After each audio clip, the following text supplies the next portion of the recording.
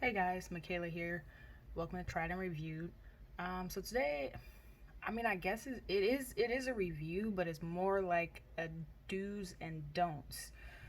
So of course, right now with the COVID-19 coronavirus, whatever you want to call it, a lot of people are kind of hurting for work, so to speak, and doing whatever they can to make a little extra money in the meantime to try and make sure that they stay afloat.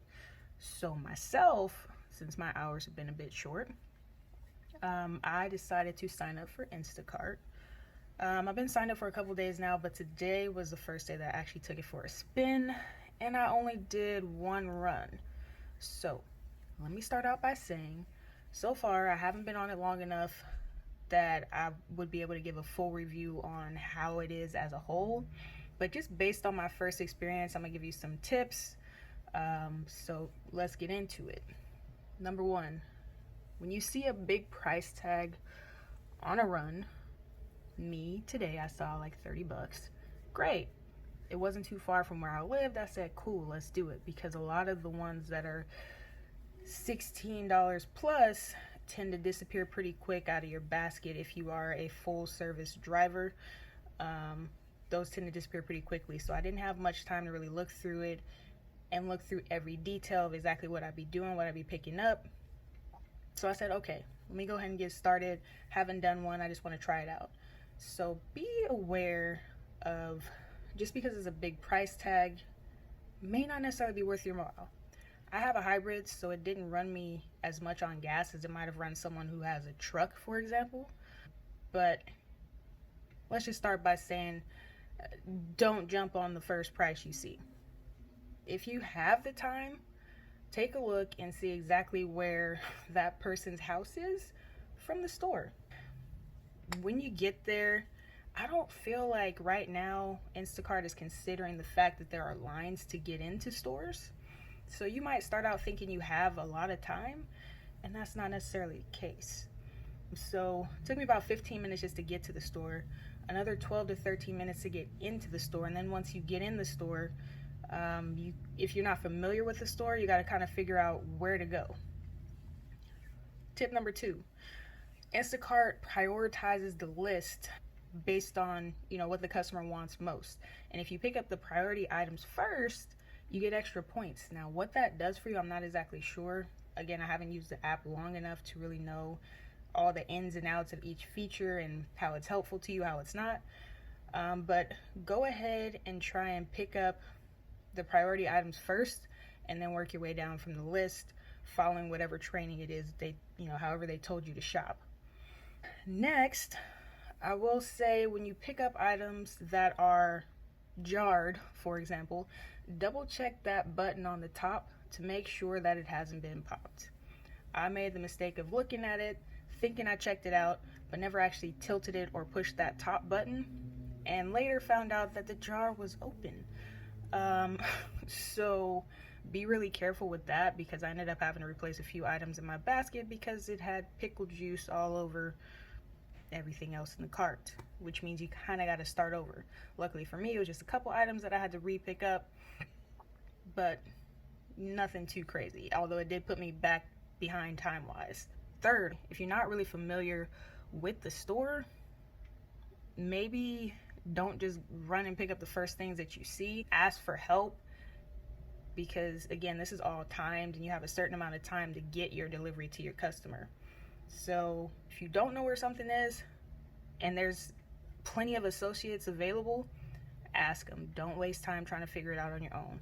Next, if you're having issues with the app, I don't know if there's an actual phone number that you can call, but they do have chat, but it's not super easy when you're on a time crunch and you have a question about how to proceed with the order.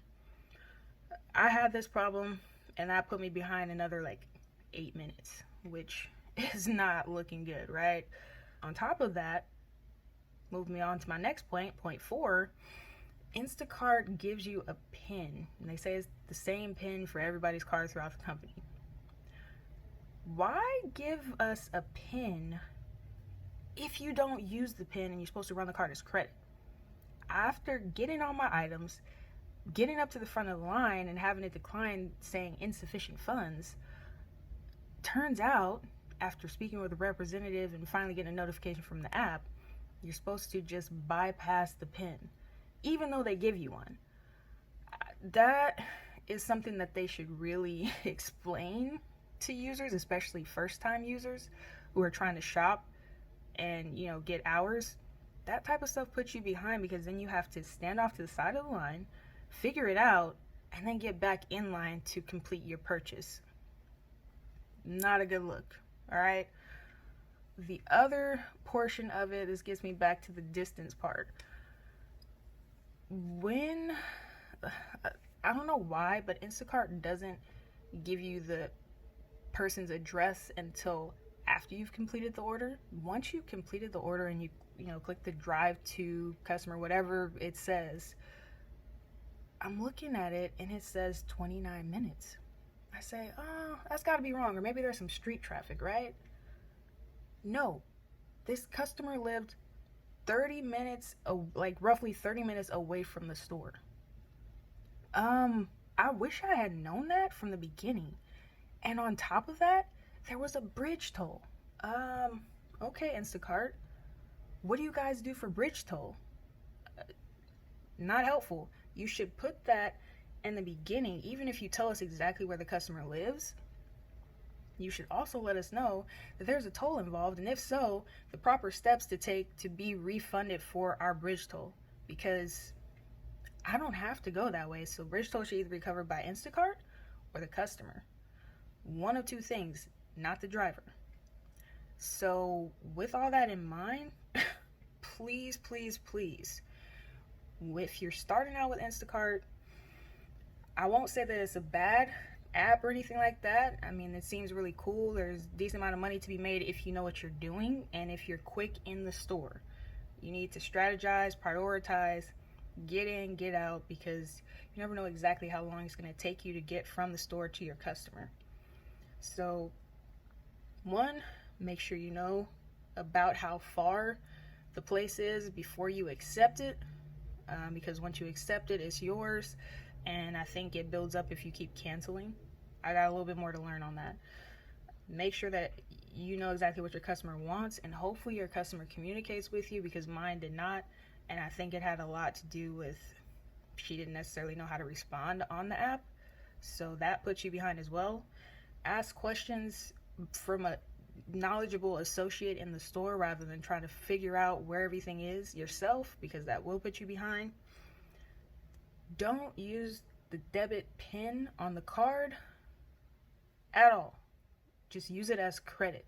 But besides that, I appreciate you guys listening to my little rant, but this was more or less to give those first-time users a few tips on what to do and what not to do when you see those high-priced, runs. They're cool, but also keep in mind how far you might be driving, and definitely make sure that there are no tolls involved. If so, make sure you know the proper steps to take to be reimbursed for that. But thank you guys so much for watching. Good luck to everybody out there struggling to make a little bit of extra money during these hard times. But most of all, you guys stay safe. Thank you for watching, and you guys have a good evening.